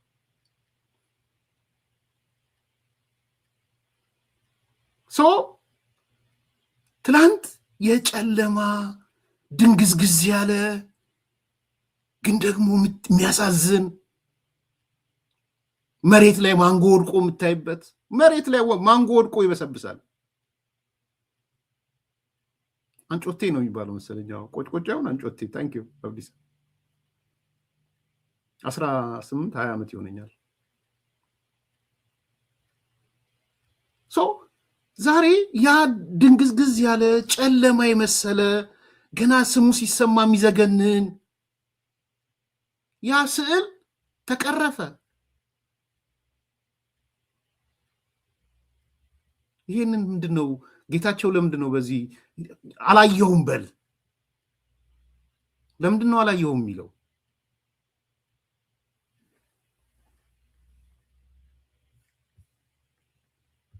መስራት ዝግጁ የሆነ አመራር ያላት የተፈጥሮ ጸጋ ለመስራት ዝግጁ የሆነ አመራር የአመራሩን መንገድ ተከትሎ አመራሩንም ጭምር ገፍቶ ወደ ልማትና ወደ ስራ መግባት የሚችል ህዝብ እስካለ ድረስ አገሪቱን በአጭር ጊዜ መለወጥ የሚቻል መሆኑን የሚያሳይ ነው።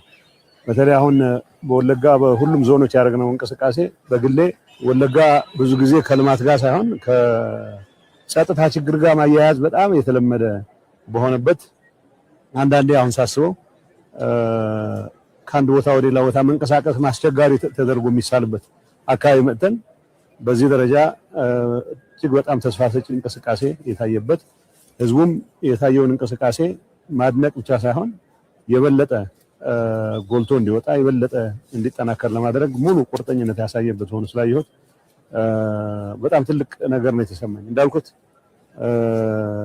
ይሄን አካባቢ በጣም ከረጅም ጊዜ በፊት በተወሰነ ደረጃ አውቀዋለሁ። ግን ብዙ ጊዜ ልማት ርቋቸዋል ተብሎ ከሚነገሩ አንዳንዱ አፍራሽ መልእክት ለማስተላለፍ በሚፈልግበት ሰዓት ህግና ስርዓት የሌለበት አካባቢ ተደርጎ የሚቆጠር የነበረ ነው። በተግባር ግን ህዝቡ ተፈጥሮ የለገሰውን ጸጋ በራሱ ጉልበት በልጆቹ አመራር ጭምር አጠናክሮ ወደ ተሻለ ደረጃ ለማድረስ የሚንቀሳቀስበትና ትልቅ ተስፋ ያለበት አካባቢ ሆኖ ነው ያገኘሁት። ለምን ይሄን አልክ ነው እንግዲህ እንትን አውርቶ አደር ምናምን ፋርሴቡላ በገንዘብ ምናምን እያሉ ዜና ርዕስ አድርገውት ማለት ነው። አሁን ጌታቸው ከተናገረው ውስጥ ስህተት የሆነ ካለ ይሄ ስህተት ነው። ዶክተር ኢዮብ ከተናገረው ውስጥ ስህተት የሆነ ካለ ይሄ ስህተት ነው። የመድረኩ ዋና ስራ አስኪያጅ የተናገረው ጀማል ካለ ይሄ ስህተት ነው። እሱ እኮ ትክክል ነው። አሁንም መልሰ ጨለማ ነው። የጀዋርን ጽሁፍ ይዩት፣ ጨለማ ድቅድቅ። ቢኮስ ድቅድቅ ጨለማ ውስጥ ካላስቀመጥክ መግዛት አትችልም። ልንገራችሁ፣ የብሔርተኝነት የዘረኝነት ክፉ የራሱ ሰዎች ጨለማ ውስጥ መቀመጥ አለባቸው። እውቀት ጠል መሆን አለባቸው። ቴክኖሎጂ ጠል መሆን አለባቸው። እድገት ጠል መሆን አለባቸው። የእድገት ጠል ከሆኑ፣ ቴክኖሎጂ ጠል ከሆኑ፣ ልማት ጠል ከሆኑ ዘረኝነት ፒክ ያደርጋል። ኢንቨርስሊ ነው። ብዙ ጊዜ ነግሬያቸው ሪሌሽናቸው ኦፖዚት ነው። ቴክኖሎጂ ባደገ ቁጥር ዘረኝነት ይሞታል። ልማት ባደገ ቁጥር ዘረኝነት ይሞታል። ኢትዮጵያ ውስጥ ነው እያልኩ ያለሁት። ቢኮዝ በዛ ልታነሳሳ የምትችለው ወጣት አይኖርም። ስራ አጥነቱ ባደገ ቁጥር ዘረኝነት ይሞታል። የከተማ ልማት በመጣ ቁጥር ዘረኝነት ይሞታል። ቢኮዝ ልታነሳሳው አትችልም። ከተማ እንዲሆነች አንተ ተቆረቆስክ እንዲሆንክ ብለህ ጨለማው ስታስቀምጠው ነው ዘረኝነት ትንሿ ዘንዶ ነው የሚወጣው ማለት ነው። እኔ አይገርመኝም። ዘረኞች ብሔርተኞች ቢንጫጩ አይገርመኝም። ቢኮስ የልማት ጸሮች ናቸው። የቴክኖሎጂ ጸሮች ናቸው። የለውጥ ጸሮች ናቸው። በመሀይምነት ጨለማ ውስጥ ህዝባቸውን አስቀምጠው ነው መግዛት የሚፈልጉት። መጠየቅ አይችልም። ጠያቂ ማህበረሰብ መፍጠር አይችሉም። ጀነራሎቹ ወይም የጦር መሪዎቹ ወደ አዲስ አበባ እና የእንቆቅልሹ ፍቺ ሁለት ኢንተረስቲንግ የሆኑ ነገሮች ነው ለማንሳት የፈለኩት ዛሬ እንደ መውጫ ማለት ነው። አንደኛው ያው ብዙዎቹ አይታችሁታል፣ የተረጋገጠ መረጃ ነው። ብዙ ቦታ ዜና ስላያችሁ እንዴት ነው የወጡት፣ በምንድን ነው የወጡት፣ ምንድነው እውነት ነው ወይ? ብዙ ሰዎችም ጠይቃችሁኛል። ያጣራሁትን ነው የምነግራችሁ። ሲያጣራሁት ሲሆን አጣርቻለሁ እላችኋለሁ። 3 የትግራይ ታጣቂ አዛዦች ወደ አዲስ አበባ ገብተዋል። አንደኛው ጀነራል ጉሽ ገብሬ ነው፣ ሁላችንም የምናውቀው ማለት ነው። ሁለተኛው ጀነራል ከበደ ፍቃዱ ነው። ሶስተኛው ኮሎኔል ንጉስ የሚባል ሰው አረጋግጠን የተረጋገጠ ዜና ነው።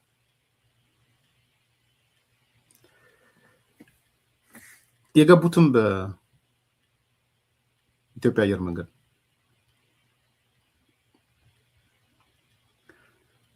በሌላ በተለያየ ስቃይ በምናምን አይደለም።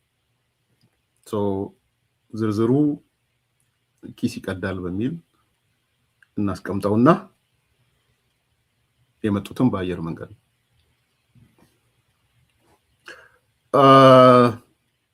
አንድ ስቃይ ላይ ያለ ይምጣ ገና ቼክ ያልተደረገ ሰው አለ።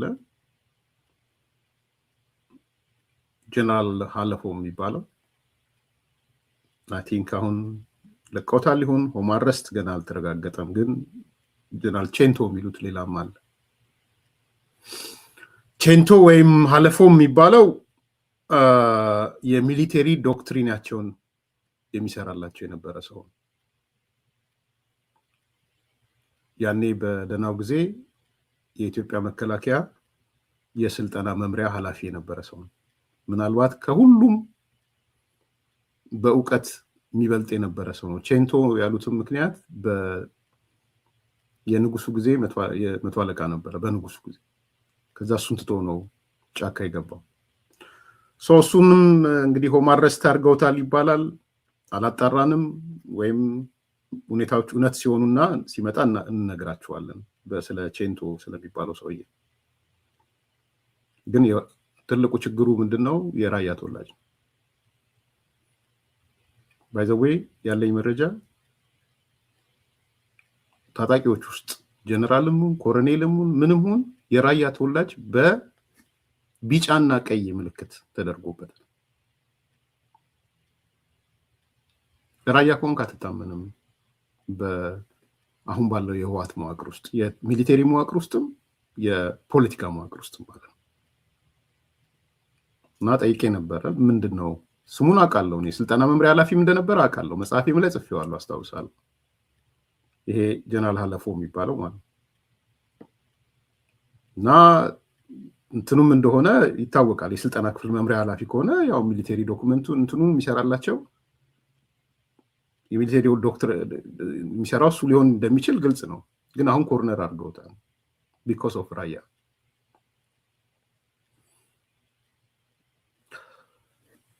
ራያነት ወንጀል ነው አሁን በነ ደብረጽዮን በፖለቲካ ኃይሎች ውስጥም በሚሊቴሪ ውስጥም ራያ ከሆንክ ችግር ውስጥ ነው ያለው። እንደርታ ራያ ምናምን ይባላል። በዚህ ልክ አውራጃይነታቸው አደጋ ውስጥ ገብቷል። እንግዲህ ይሄ አንዱ ዜና ነው። በብዙዎች ዘንድ መነጋገሪያ ሆኖ ተመልክቻለሁ። እሱን ለማረጋገጥ ነው። በትክክልም እነዚህ ሰዎች ወደ አዲስ አበባ መምጣታቸውን እንዴት መጡ? ቅድም ተናገርኩ። ዝርዝር ኪስ ይቀዳል። ሲናገሩ ይናገሩት። ባለኝ መረጃ እነዚህ ሰዎች ወደ አዲስ አበባ የሚመጡት ብዙዎቹ ብዙ ሚስጥር ያላቸው በትጥቅ ትግሉም ሆነ በነበረው ነገር ከፍተኛ ተሳትፎ የነበራቸው ናቸው። እሱንም ለማጣራት ሞክሬ ነበረ። ለምሳሌ ከበደ ፍቃዱ የተባለው እነ ወዲም በተይ በዚህ በሰሜኑ በትግራዩ ጦርነት ጊዜ ወደ አማራ ክልል ሲገቡ ኦፕሬሽን ከመሩት ሰዎች አንዱ ከበደ ፍቃዱ የሚባለው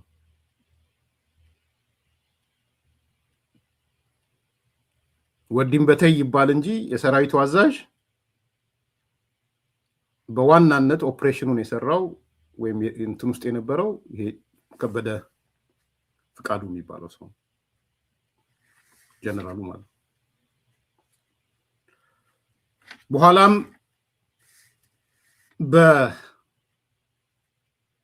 ከዚህ በፊትም በኢትዮ ኤርትራ ጦርነት ወቅትም ከፍተኛ ተሳትፎ የነበረው ሰው ነው። ይሄ ሰው ባለኝ መረጃ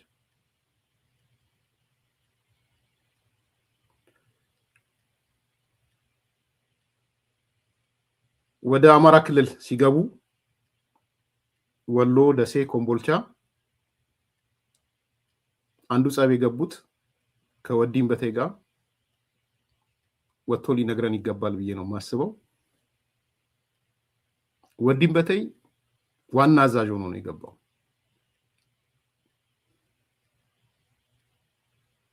ዘረፋውን ሲፈጽም የነበረው ወዲም በተይ ነው። በትንሹ ከ5 እስከ 6 ቢሊዮን ብር ከአማራ ክልል ሰርቆ የሄደው ዘርፎ የሄደው ወዲም በተይ ነው። ይሄን ዝርዝር ሊነግረን ይገባል ብዬ አስባለሁ። ጸብ ነበረ በመሃል ባለኝ መረጃ። ልክ ነው ልክ አይደለም ወጥተው ይናገሩት እነሱ። እኛ የአማራን ሕዝብ ንብረት ልንዘርፍ አይደለም የገባ ነው። ለምንድን ነው ዝርፊያ የሚካሄደው? ነገ ስማችን ይጠፋል። ከዛ ወዲያ በከበደ በጀነራል ከበደ ፍቃዱ በሚባለውና በጀነራል ወዲም በቴ መካከል ሰላማዊ ነገር አልነበረም።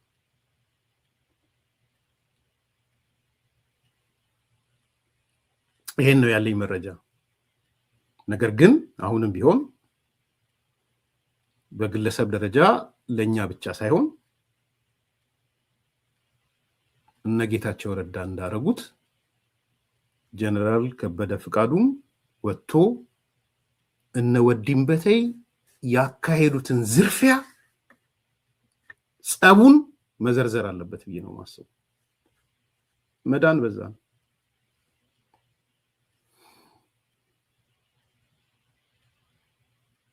ዛሬ ወዲም በቴ ከአማራ ፋኖ ምናምን ከሚባለው ጋር ነው ጽምዶ የፈጠረው።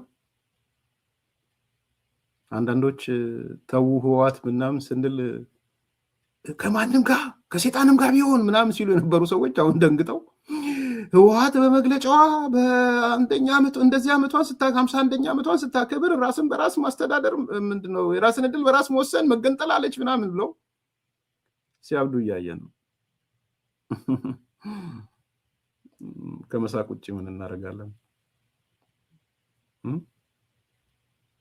ቆይቶ ነው የሚገባ አይነት እኮ ነው ነገሩ። አልጠረጠርኩም ነበር እኮ ነው የተስፋዬ ካሳ ኮሜዲ እኮ እንዲህ ሲያደርግ አልጠረጠርኩም ነበር፣ እንዲህ ሲያደርግ አልጠረጠርኩም ነበር፣ ሱሪያው ልክ ሲለኝ አልጠረጠርኩም፣ እንዲያርግ ሲለኝ አልጠረጠርኩም። ማርገዝሽን ስታይ ትጠራጠራለሽ አለ። አሁን ተረግዞ ስታዩት መጠራጠር ጀመራችሁ። ተው እርግዝናው ከመምጣቱ በፊት ነበር ያልነው።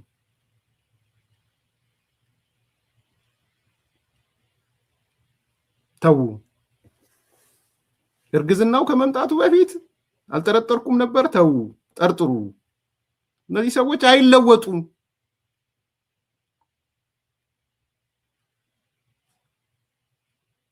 በባህሪም አይለወጡም። የአራት ኪሎ ስልጣን ካላዙ አይለወጡም።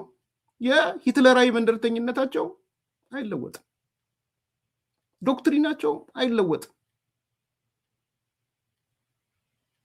ስለዚህ ትላንትና ከማንም ጋር ቢሆን ከሰይጣንም ጋር ቢሆን ከምናምን ሲባል የነበረ ዛሬ ይሄው እኛ ያመናቸው መግለጫ ሲያወጡ ባይዘው ቲፒኤልኤፍ አንድም ቀን ፍላጎቱን ደብቆ አያውቅም። አትዋሹ። እናንተው ሄዳችሁ ተጣበቃችሁባቸው እንጂ እናንተው ሄዳችሁ እግራቸው ስር ወደቃችሁ እንጂ አንድም ቀን ፍላጎታቸውን ደብቀው አያውቁም። ወላ ወልቃይት በል ወላ ምዕራብ ትግራይ በል ወላ ራያ በል ወዳ ምናምን በል አንድም ቀን ለሰከንድ አንተ ነህ ሰምቼ አልሰማሁም ስትል የከረምከው፣ አንቺ ነሽ ሰምተሽ አልሰማሁም ስትል የከረምሽው። ዛሬ ደርሶ እነዚህ ሰዎች መሬታችን እናስመልሳለን፣ ምዕራብ ትግራይ እናስመልሳለን፣ እንደዚህ እናስመልሳለን፣ ስልጣን እንመጣለን ሲሉ አልጠረጠርኩም ነበር። አይሰራም። ከእርግዝና በኋላ አይሰራም። ስለዚህ እነ ወዲም በቴ ዛሬ ከማጋ ነው እየሰሩ ያሉት ነው። ግን ትልቁ ጥያቄ እኔ ለነ ጀነራል ከበደ ፍቃዱ ወደ ሚዲያም ከመጡ በአግባቡ ህብረተሰቡ ከጦርነት እንዳይገባ እሱ ነው አይደለ ያመጣቸው። መቼም የግለሰብ ህይወታቸው አይመስለኝም። እነ ጀነራል ፍቃዱ ንጉሽ ያ ማህበረሰብ ጦርነት ውስጥ እንዳይገባ ስለፈለጉ ነው የመጡት። እኔ ማመን እንፈልገው እንደዛ ነው እንጂ የግል ህይወታቸውን ማዳን አለባቸው። እውነት ነው። ዛሬ በርካታ ወጣቶች ባለኝ መረጃ ትግራይን ለቀው ይወጡ። እኔ በር ክፈቱ ብያለሁ። የአማራ ክልል ሰዎችን በር ክፈቱ፣ አፋርን በር ክፈቱ። ሁሉም ሀብታም አይደለም፣ በፕሌን አይመጣም። ሁሉም ሀብታም አይደለም፣ በመኪና ተንጠልጥሎ ለመምጣት ላይችል ይችላል። በር ክፈቱ። የትግራይ ልጆች ይውጡ። ሻቢያ ነው እየፈነጨበት ያለው ትግራይ። ናቅፋ ነው እየፈነጨበት ያለው ትግራይ።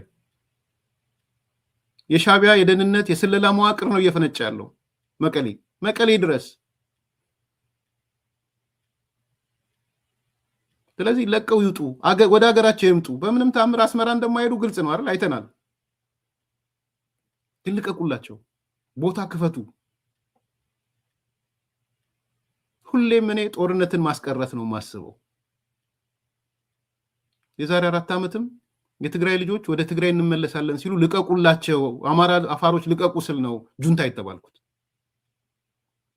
ወጣቱ እንዳያልቅ ስለፈለኩ ነው። ለምን እንደሚያልቀው የሱ ጦርነት አይደለም። ትላንትናም የተካሄደ የሱ ጦርነት አይደለም። ዛሬ የሚካሄድ የሱ ጦርነት አይደለም። ያንዳንዶቹ እኮ ብዙዎቹ ቁጥራቸው ቀላል ያሉ ነው እኮ ሲመለሱ እኮ ነው የሞቱባቸው። ዛሬ በሰላም ቢኖሩ ኖሩ ጥሩ አልነበረም? እነዛ በ10 ሺህ ያለቁ የትግራይ ወጣቶች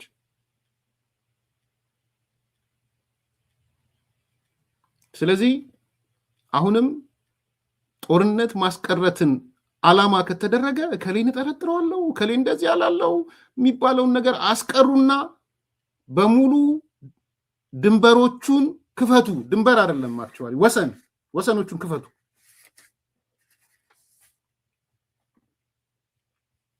አንዳንዶቻችሁ ደግሞ አቅም ካላችሁ የትግራይ ልጆች ባትሆኑ ስፖንሰር ያደርጋችሁ አውጧቸው።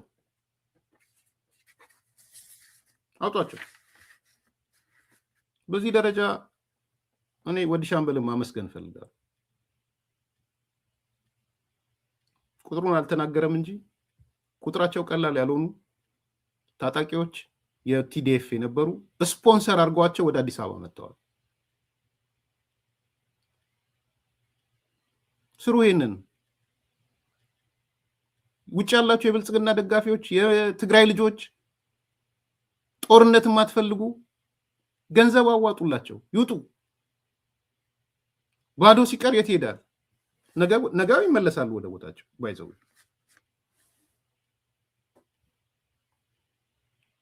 በጊዜያዊነት ግን ስራ የሚያገኙበት በነፃነት የሚኖሩበት አዲስ አበባም ይሁን ባህር ዳርም ይሁን ኮምቦልቻም ይሁን አፋርም ይሁን ሶማሌም ይሁን የትም ይውጡ፣ ጋምቤላም ይውጡ።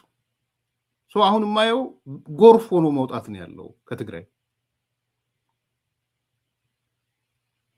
ቢኮዝ ደህንነቱ የሻዕቢያ ደህንነት አጥለቅልቆታል። የገንዘቡ እየወሰኑ ነው አይደል? በእንትን የኢትዮጵያ ብር ባይኖር በናቅፋ መገበያየት እንጀምራለን። ልንገርህ፣ ዘሞመንት ብሩ አለቀ የተባለለት ሻዕቢያ ሎክ ያደርጋል። ቀልድ እንዳይመስላችሁ። ሻዕቢያ አሁን ማባበያ ናት። እቺ እንትንን የሚለቀቃት ማባበያ ነው። ናቅፋንም ትግራይ እንዲገባ ያደርገው። ናይ ኤሌክትሪክ ቢሆን ከዚህ እናገኛለን፣ ኢንተርኔት ከኤርትራ። ኧረ አሁን ኢንተርኔት ከኤርትራ ልታገኙ ነው? ለራሱ ህዝብ የሌለው ኢንተርኔት ለእናንተ ሊሰጣችሁ ነው? ከኤርትራ እናገኛለን። ስለዚህ ቁጥር 1 ጀነራሎቹ በመምጣታቸው ትልቅ ነገር ነው። ይህን ስራም ለሰራችሁ ሰዎች፣ ኦፕሬሽኑን ለሰራችሁ ሰዎች ልትመሰገኑ ይገባል። ሁለተኛ ግን እንደ ግለሰብ አይደለም እነ ጀነራል ከበደ ፍቃዱ የመጣችሁት። እነ ጀነራል ጉሽ እንደ ግለሰብ አይደለም የመጣችሁት። ያለውን እውነት ለትግራይ ህዝብ ንገሩት። እያንዳንዷን እንቅስቃሴ ንገሩት። ጀነራል ጉሽ የተቃወምከው ከሻዕቢያ ጋር ያለ ግንኙነት ነው አይደል? ምንድነው? ስላወክ ነው። ጀነራል ከበደ ስለተቃወምክ ነው አይደል ወደ ሀገርህ የመጣው ወደ ከተማ። አንዳንዶች ርዕስ ሲያደርጉ አይቻለሁ። ወደ አዲስ አበባ ሸሹ ምናምን ኖ ሽሽት አይደለም። ባይዘው እኔ ደስ የሚል ሌሎች ብትችሉ ተምኔላችሁንም አንዳንዶች ማከብራችሁ ሰዎች ቀይሩት ርዕሱን። አልሸሹም፣ ወደ ሀገራቸው ነው የመጡት።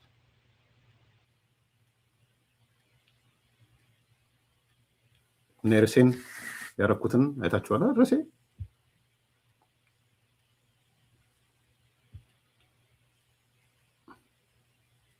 ይሄ ነው። ጀነራሎቹ ወደ አዲስ አበባ ነው ያልኩት፣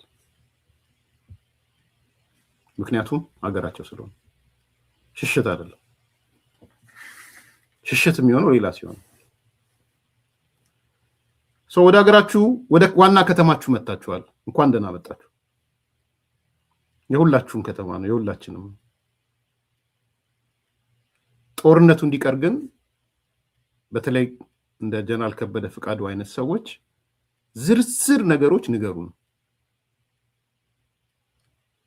የነ ወዲም በተይን ወንጀሎች ንገሩ በወሎ በቆቦ በኮምቦልቻ ዘርፎ የሄደውን ንብረት ለምን ዘረፍክ ብለህ ለምን እንደተጨቃጨቃችሁ የአማራን ህዝብ በዚህ ነጠንኮ ልንበድለው አይደለም ንብረት ልንዘርፍ አይደለም የመጣ ነው ብላችሁ የጸዋችሁ መነሻ ማንሳት አለበት ብያምናለሁ ያ ነው ለህዝቡ እንዴ ለነዚህ ነው እንደሚዋጋው ብሎ እንዲያስብ የሚያደርገው ወዲም በተይ ባለኝ መረጃ ብዙ የማኔጅመንትም የሚሊቴሪም አቅም የለውም ነው የሚሉት ስለሱም ብትነግሩን ጥሩ ነው እዛው ያላችሁ ሰዎች ነው ያገኘሁት እድሜ ልኩን የስለላ ስራ ሲሰራ የቆረመ ሰው ነው ወዲም በተይ አሁን የታደሰ ወረደን የገረሰሰው ሰውዬ ማለት ነው የታጣቂው አዛዥ ያረጉት ያሉት እድሜ ልኩን ያኔም በአቶ መለስ ጊዜ ክብሪት የሚባል ኮማንድ ነበረች አሉ ክብሪት የምትባለውን ኮማንድ ነው የሚመራው የዛ ክብሪት ከሚባለው ዩኒት መሪ ነበር በቃ ከሞላ ጎደል ይሄ የስለላ ስራ ማለት ነው እና ሲነግሩኝ ኢቭን የዚህ የነመለስና የናስያ ብርሃን ጸብ እነመለስ እንዲያሸንፉ ያደረገው ይሄ ክብሪት የሚባለውን የስለላ ስራ ሰርቶ ነው በወዲም በተይ ነው ትልቅ ውለታ አለው ለነስባት በዛ ላይ በጣም አንዲሲፕሊን እንደሆነ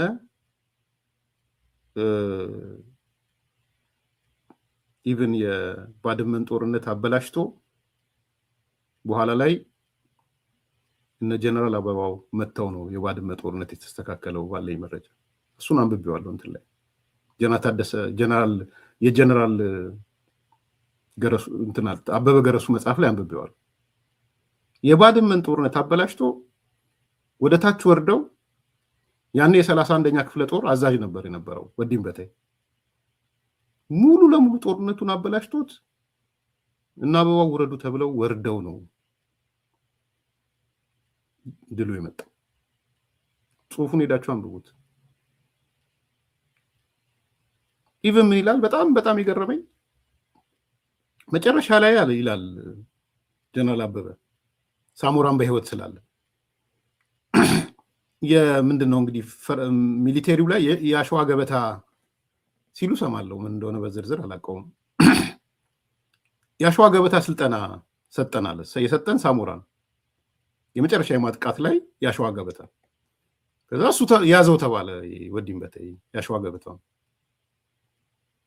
ይላል ያንን መምራት ሲያቀተው ሳሞራ ቃል በቃል ነው እዛ ላይ አንተ ከወሬ ውጪ ከስለላ ውጪ ምን የምታውቀው ነገር አለ ነው ያለው